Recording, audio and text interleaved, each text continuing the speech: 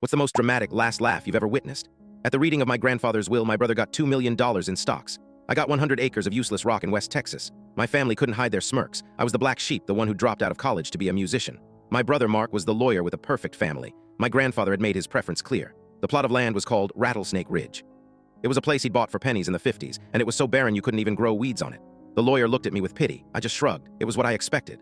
A few weeks later, I drove the 5 hours out to see my inheritance. It was even uglier in person, just miles of cracked dirt and sun-bleached rock under a white-hot sky. As I was leaving, my boot kicked something metal. It was an old, rusted survey stake, almost completely buried. On it were some numbers and a company name I didn't recognize. West Texas Geological Survey, 1948. Purely out of boredom, I snapped a picture. That night in my cheap motel room, I Googled the name.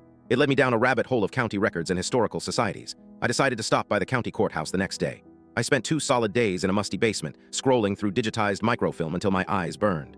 The clerk, a woman named Betty with a beehive hairdo, took a liking to me. I finally found the original deed from when my grandfather bought the land. It was a simple 1-page document, but as I was about to close the file, I saw a faint indentation on the back. Someone had written on the page above it long ago.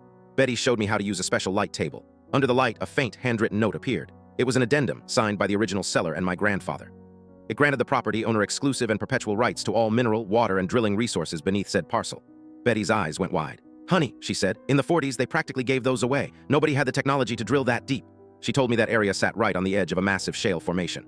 I hired a land consultant with the last of my savings. He took core samples. A week later, he called me. His voice was trembling. "I've never seen anything like it," he said. "Your land is sitting on top of one of the largest untapped natural gas reserves in the state."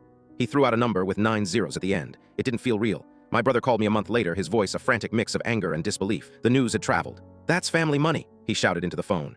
"You have a moral obligation to share it." I let him yell for a while. When he finally ran out of breath, I just said, "I'll think about it, Mark."